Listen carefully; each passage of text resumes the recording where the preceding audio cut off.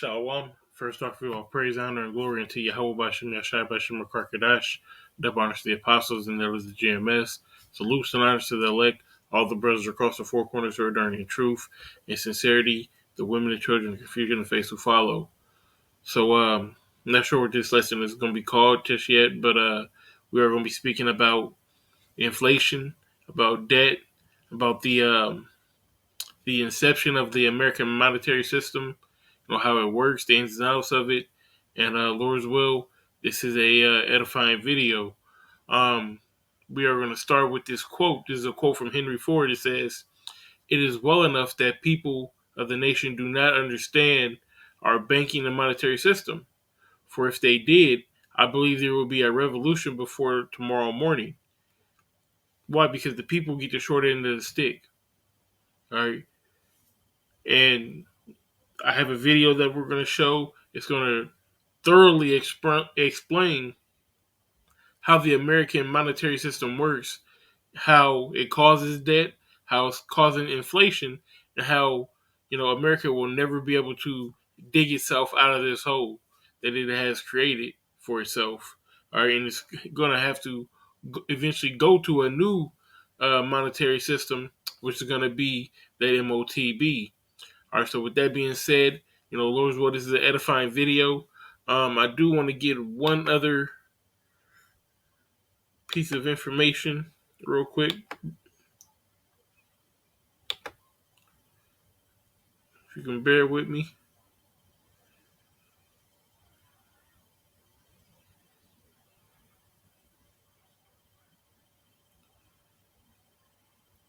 Okay, it wants to take forever. We'll come back to it. Let's cue the video.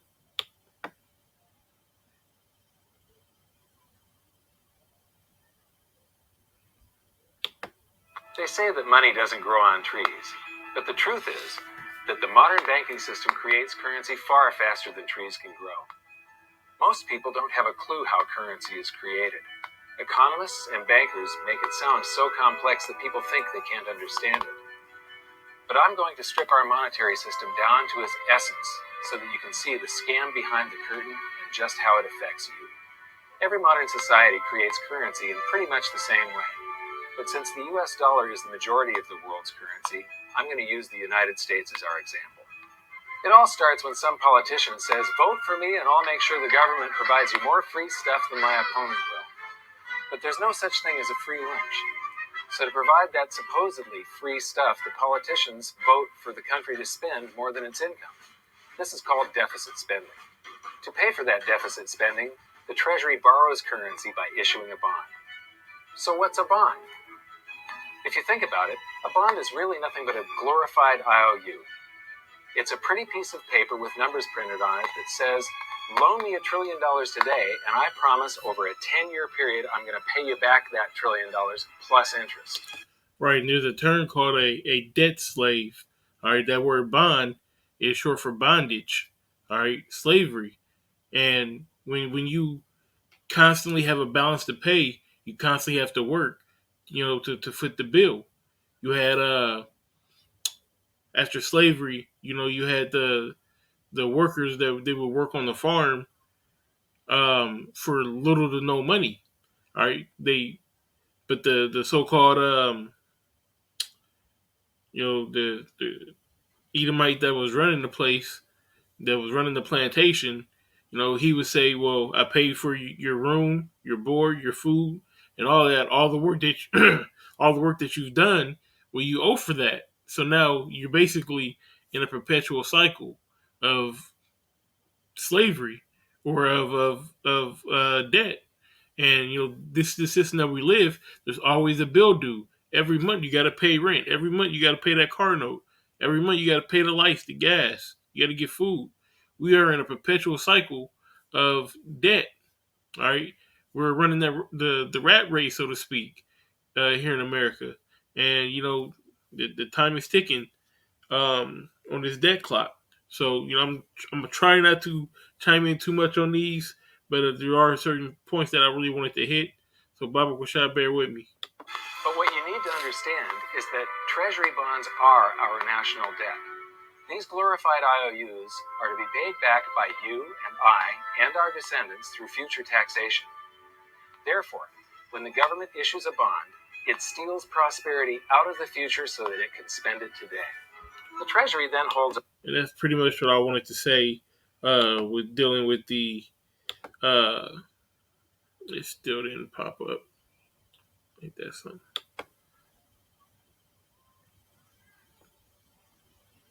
Yeah, never mind. That's really what I wanted to say. The bond auction, and the world's largest banks show up and compete to buy part of our national debt and make a profit on it by earning interest. You'll notice that as we move through this process, the big banks are there, taking a cut every step of the way. This isn't by chance, as you'll see shortly. Then, through a shell game called open market operations, the banks get to sell some of those bonds to the Federal Reserve at a profit. To pay for the bonds, the Federal Reserve opens up its big old checkbook and writes bad, bogus, counterfeit checks that should bounce because they're drawn on an account that always has a zero balance. There isn't one penny in there. To quote from the Boston Federal Reserve, when you or I write a check, there must be sufficient funds in our account to cover that check. But when the Federal Reserve writes a check, there is no bank deposit on which that check is drawn. When the Federal Reserve writes a check, it is creating money. The Fed then hands those checks to the banks, and at this point, currency springs into existence. The banks then take that currency and buy more bonds at the next Treasury auction. But what is a check? A check is also an IOU. When you write a check, you're making a note that says, here's my IOU for cash. All you have to do is go to the bank and pick it up. Now, it's very, very important that you understand this process, because we're going to come back later and show you the devastating effect this has on you. The Treasury issues IOUs, bonds. The banks then buy those IOUs with currency. The Federal Reserve then writes IOUs, checks, and hands them to the banks in exchange for the Treasury's IOUs, the bonds. And currency is created. So what's really happening is the Federal Reserve and the Treasury are just swapping IOUs, using the banks as middlemen, and abracadabra, presto, currency magically springs into existence. This process repeats and repeats over and over again, enriching the banks and indebting the public by raising the national debt. The end result is that there's a buildup of bonds at the Federal Reserve and currency at the Treasury. This process is also where all paper currency comes from. The Federal Reserve and the government mistakenly call it base money because they didn't watch episode 1 of this series and they don't know the difference between money and currency. But I will correctly refer to it as base currency because it is not money. It is currency, and as we've learned, there is a big difference. Money has to be a store of value and maintain its purchasing power over long periods of time. We learned in episode 1 that earlier in our history, our paper currency was just a claim check. It was a representation for real money of intrinsic value, the gold and silver that was held on deposit at the Treasury.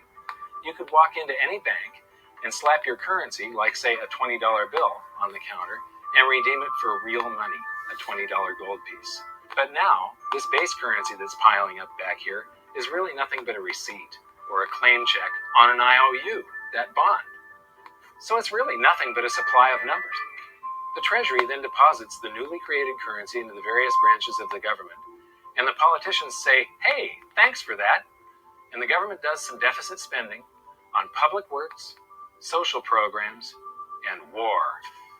The government employees, contractors, and soldiers then deposit their pay in the banks. Now, this may come as a shock to you, but when you deposit your currency with the bank, you're not actually depositing it into an account to be safely held in trust for you. Instead, you're actually loaning the bank your currency, and within certain legal limits, they can do with it pretty much anything they please. This includes gambling in the stock market and loaning it out at a profit, of course. Now this is where the machine of currency creation really gets cranking, because this is where something called fractional reserve lending comes into play. Fractional reserve lending is exactly what it says. The banks are allowed to reserve only a fraction of your deposit and loan the rest out. Although reserve ratios may vary, I'm going to use a 10% reserve ratio as our example. If you deposit $100 in your account, the bank can legally take $90 of it and loan it out without telling you. And this is where, we're going to get into how the system really, fucks you over, for lack of a better term. So if you can, pay attention closely to, the next couple minutes here. The bank must hold $10 of your deposit in reserve just in case you want some of it. These reserves are called vault cash. But why does your bank account still say you have $100 if the bank has stolen $90 of it? Because the bank left IOUs it created, called bank credit, in its place. Now I know this sounds crazy, but here it is in black and white from the Fed. Commercial banks create checkbook money when they grant a loan simply by adding new deposit dollars in accounts on their books in exchange for a borrower's IOU. These are nothing but numbers that the banks type into their computers. And even though these bank credit IOU numbers are very different from base currency numbers, because they only exist in computers, they are still currency. So now there is $190 in existence. Now the reason people take out loans from the banks is to buy something. They're going to buy a house or a car or something like that. So the borrower takes the $90 that the bank loaned to him from your account, and he pays the seller of the item. But then the seller deposits that currency into his account, and his bank loans out 90% of that and leaves bank credit numbers in its place. So now there's $271 in existence. This process repeats and repeats until under a 10% reserve ratio, an initial deposit of just $100 can create up to $1,000 of bank credit, all backed by $100 of vault cash, just 10%. But as I said, reserve ratios vary wildly. On some deposits, it's 10%, on others, it's 3%, and on some forms of deposits, reserve requirements are 0. The result is that the expansion of the currency supply by the banks is far greater than even this example would lead you to believe. So once again, when currency is deposited in the banks get to lend it out, and then it gets redeposited and relent, redeposited and relent, redeposited and relent over and over again, creating bank credit all the way. This is where the vast majority of our currency supply comes from. In fact, 92 to 96% of all currency in existence is created not by the government, but here in the banking system. Now, massive amounts of currency spewing into society may at first sound like a fun idea. That is, until you remember one of the most important hidden secrets of money from episode 1, that the prices of everyday goods and services act as a sponge on an expanding currency supply. The more currency we have, the more prices rise. Right. So this is the inflation portion of it. Just want to speak a little bit more before we move on to this part, just about what we just learned. Like I said, all that money is being created, but what part of that is yours? And he's going to get into it here pretty soon. But all that money that's created, all that money that's going through the system, and all off of your money, you earn that money, you earned that $100, and they're able to pretty much make $1,000 off of every 100 that you get.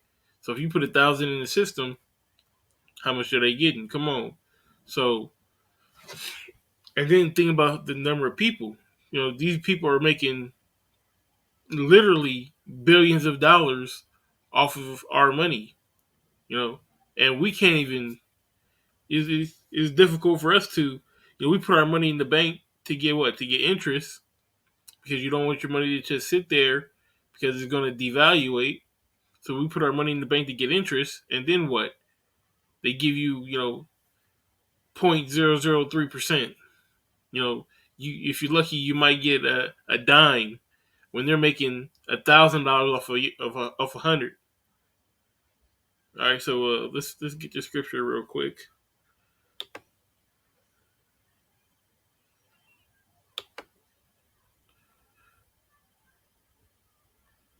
Let me see. This is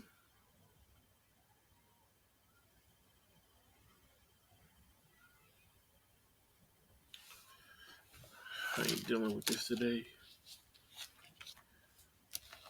Here we go. Isaiah chapter 10, verse 1, it says, "Woe unto them that decree unrighteous decrees, and that right grievousness which they have prescribed. All right, so this whole system is an unrighteous decree, and I'm not sure if I'm going to play it, but that might be towards the end of the video. But he goes into how even in the Constitution, it says that real money is gold and silver. All right, back in the day, you could take that $20 bill and exchange it for $20 worth of gold because that's real money. The value is not going to go down. This is a fiat currency, which means let it be so. All right, anything that if you believe that it's money, basically. If you believe that, you know, purple rocks were money, then anytime you see the purple rock, that's money. That's worth of value. But let me see what else though.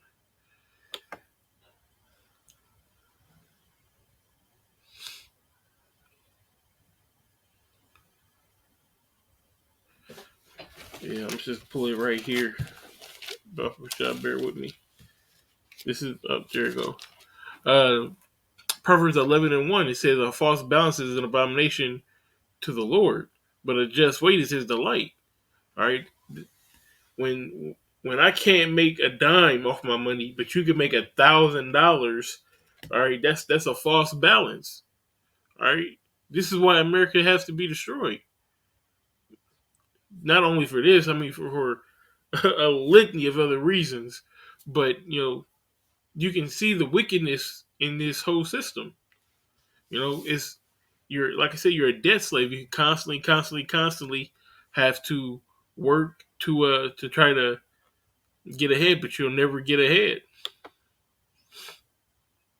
So let's go into the inflation portion because now we know how the money is made.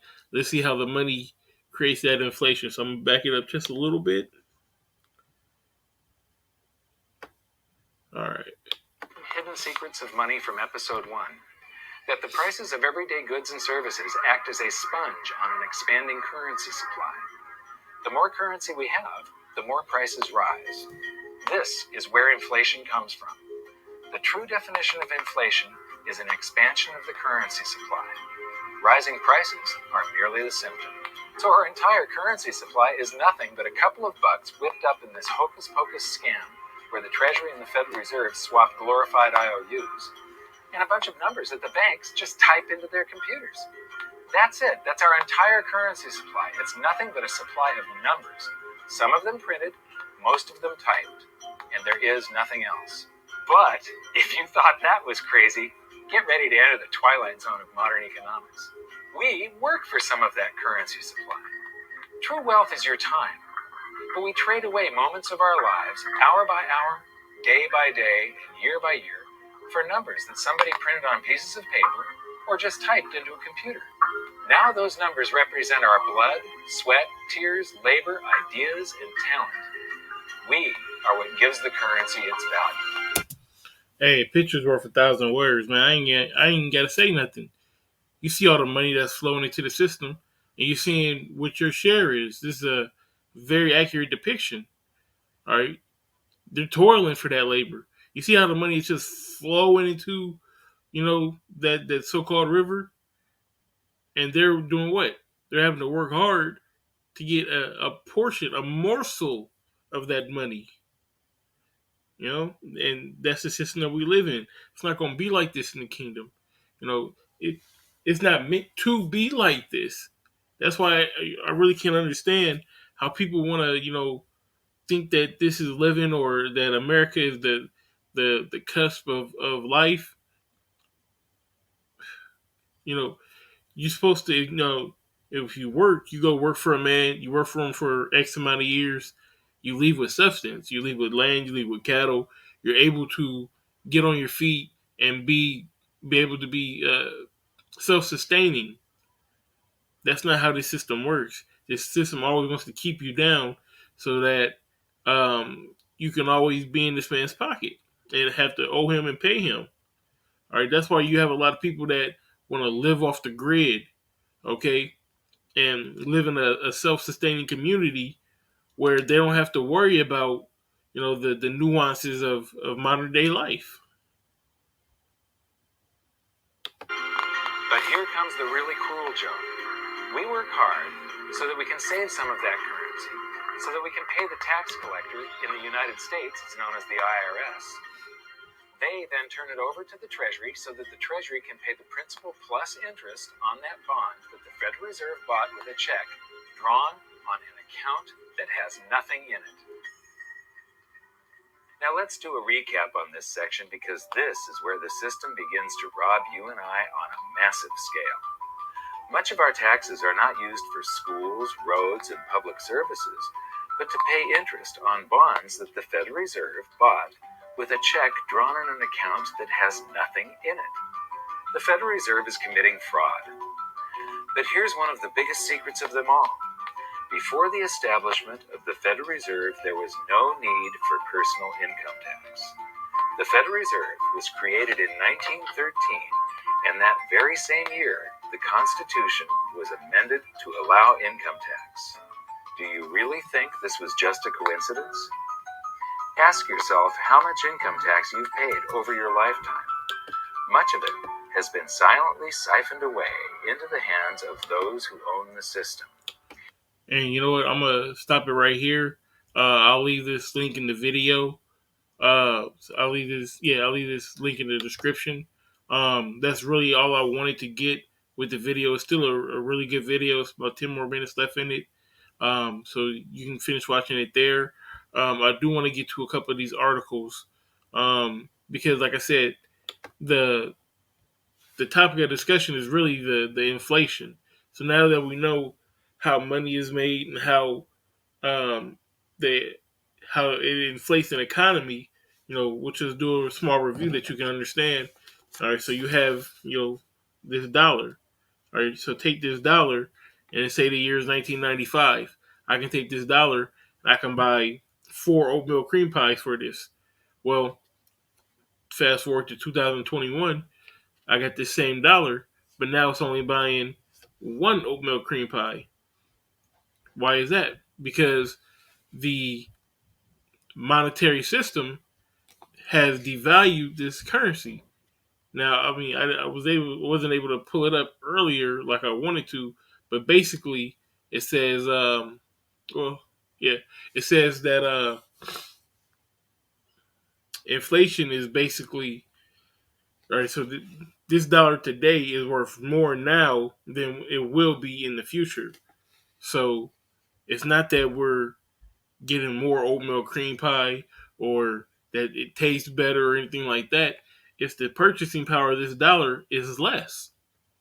All right. Because they had to remember, in order to pay back the loan for this dollar, they had to create $2 for it. And that's the system in a nutshell. So now we are in this pandemic.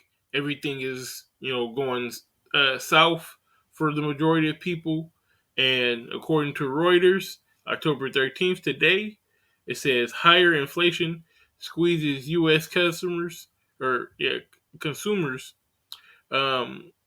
as food prices and rent accelerate. So that inflation is kicking up. Okay, things are becoming harder to come by, i.e., food, i.e., the housing market. All right, it says U.S. consumer prices increased solidly in September as Americans paid more for food, rent, and a range of other goods, putting pressure on the Biden administration to urgently resolve unstrained supply chains, which are hampering economic growth. All right, so here in Omaha, the housing market has always been, lovely. I remember, maybe 7, 8 years ago, I was able to have it was a 1-bedroom house or 1-bedroom apartment, but it was like $425, $450 a month. That's unheard of in like places like New York or anything. That same apartment in New York back in, whatever 2012 or whatever year it was, that same apartment will probably be $1,500. So the housing market here in Omaha has always been pretty good, but not so much now. That same apartment, I believe, is now around 500, But when you marking up these prices, when you go to like if you want to get a house or a 2 or 3 bedroom apartment, people are paying the price for a people are paying housing prices for apartments for the price that you can get a 2 bedroom apartment.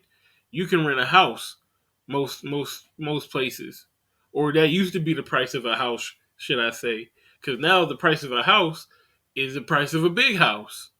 I know people who own their houses, so they have a little bit of equity into them now. They might have bought it at around 125,000, and now it's worth going on 250,000. So this market has exploded, and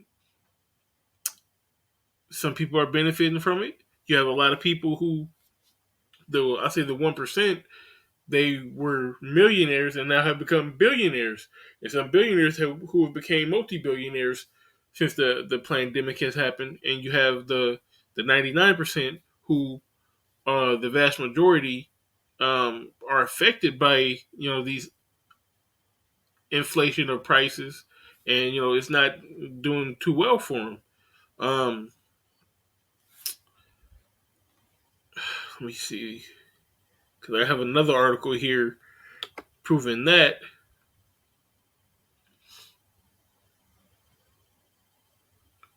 Bear with me. And all these articles are in the description. Both articles, the video as well.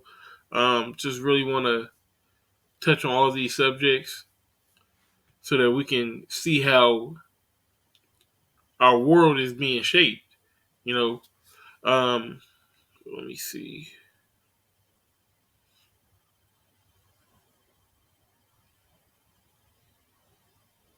All right, it says inflation is from CNN Business. It's from August 10th of this year. It says inflation wiped out Americans' pay raises. Okay. Um, Companies big and small are raising wages to attract workers and to hold on to employees as the economy revs back into gear. But those fatter paychecks aren't going as far thanks to rising inflation. So as inflation goes up, your pay should go up, but the inflation is rising so high, if the people aren't having a chance basically to rise with it and to keep their head above water. All right, if we're operating right here, and then inflation goes up, and now we're drowning, and now your wage goes up, but as your wage goes up, the inflation goes up, and we're in a perpetual cycle. Even in a negative, in a deficit. All right, it says in fact, compensation is now lower than what it was in December of 19 when adjusted for inflation. So basically, the economy can grow because that's what they're saying. They're saying, oh, the economy is up 5.6%, but they're not telling you that inflation is 4%. So really, that growth is 1.6%. And so that's the lie that they're trying to tell you, the blinder that they're trying to put over your eyes, because they don't want you to know how it really is out here. But I guarantee you, the 99, we know how it is. Anyone that's trying to get an apartment right now, they know how it is. Anyone who has to buy groceries for the family, has to put gas in their car, anyone who's living their day to day life, that's not in a bubble, they can see the food prices going up. They can see their shelves are empty. All right, this whole pandemic has affected everyone, and as far as the monetary system goes, this inflation is what's gonna is gonna the bubble's gonna pop basically, same as it did with the housing market crash. Was that 2008? There was another one in a couple years ago. I think it was like 14 or something like that. The dot-com bubble. All right, every 6 to 8 years, we have a what? We have a depression, or not really. They don't always call it a depression. They call it regression. Okay, but this last time it was a depression, and we all know about the Great Depression, and we're slowly coming upon the greatest depression. All right, and that's going to be when this whole system just crashes and burns. When when they can't pay the bills, when um, when it's time to pay the piper. Okay, as we said, for every $2 that's created, you gotta, you owe $4. You can't keep doing that. You can't keep doing that. We can't do it. So why do you think the government can do it? That's what got Rome in trouble. All right, they had their money was dross. All right, it was a lesser value metal coated into whatever it was, whether it be a silver, a gold, or a copper. They had those lesser metals in there, which devalued the currency, which led to their downfall. It's going to be the same here in America. I'll get this scripture real quick.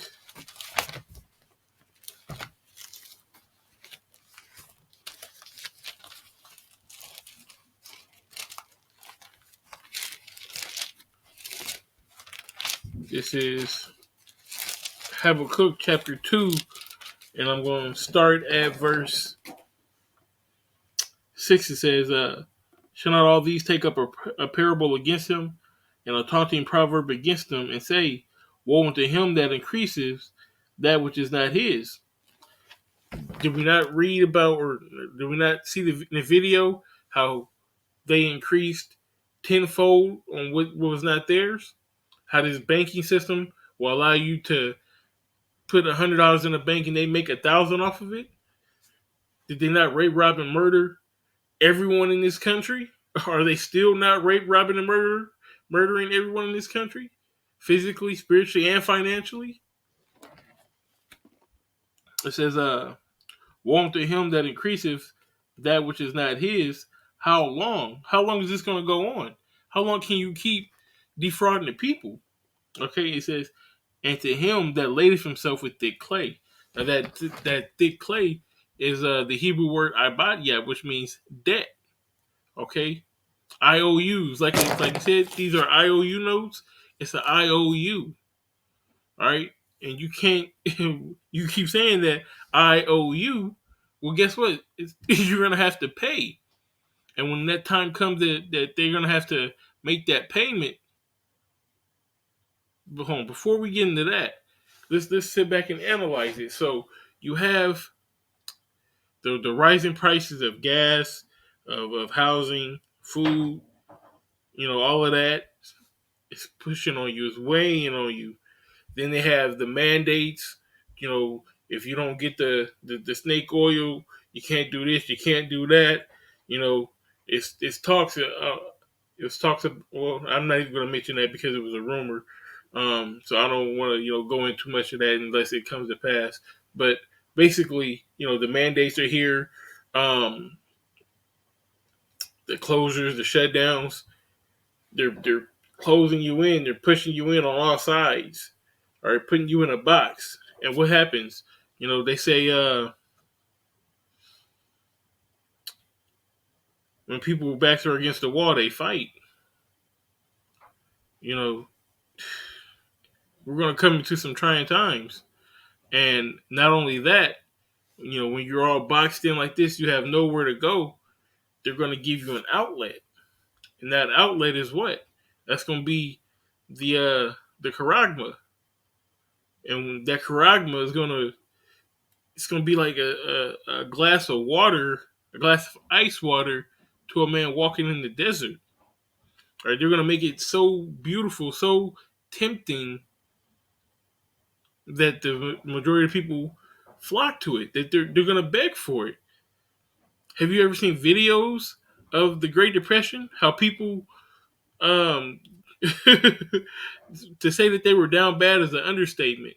Or if you look at any economy that has hyperinflation, where you have wheelbarrows full of money to buy a loaf of bread. Look at uh, Venezuela. Look at Venezuela just a few years ago. Still to this day, you have to walk around with a backpack full of money just to buy lunch. And by the time you get off of work to go to dinner, that same lunch is double the price it was when you went to lunch. That's what we're coming into. That's why people are going to be begging to take this charagma. All right. And they're going to introduce a new monetary system. That's why it says no man shall buy or sell except that he that have the mark.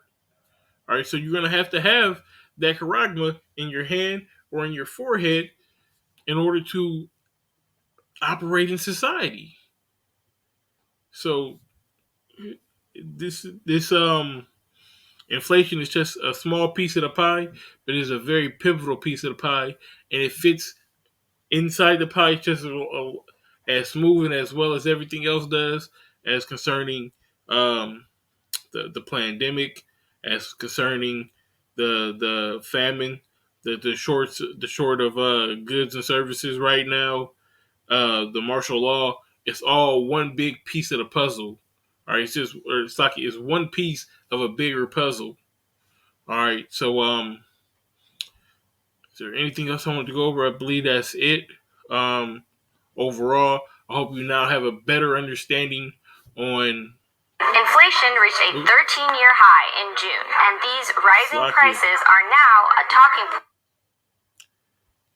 I don't know what that was, but I do hope you have a better understanding of inflation, how it was created, how it is influencing prices today, and definitely how this pandemic is weighing in on it. Matter of fact, before we close, I want to read a little bit more on this just in case there was anything that I missed.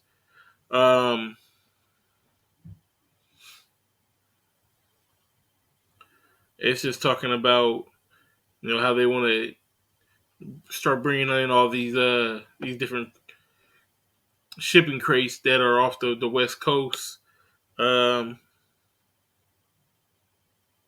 Says inflation is no longer transitory, says Sung Won Hung, professor of finance and economics at Loyola Marymount University in Los Angeles. Supply chain bottlenecks are getting worse. The logjam is unlikely to ease anytime soon, despite the latest intervention by the White House. So, for the foreseeable future, it's going to be pretty much how it is right now. All those ships off the coast aren't able to bring those goods in to fill up the shelves, to ease the prices, to ease the load down. That's why it's a scramble to get anything. It's a scramble to new cars or used cars. All right, prices for cars, microchips, everything. Just a famine of everything, and man, things are just gonna get bigger and bigger and bigger. And this picture is becoming more clearer and clearer and clearer every day. So with that being said, call all that's give all praise, honor, and glory unto Yahweh Bashem Yashai Bashem Kadash, that honors the apostles and elders of GMS. Salutes and honors to the elect, all the brothers across the four corners who are learning the truth and sincerity, the women, the children, the confusion, the face who follow. Shalom.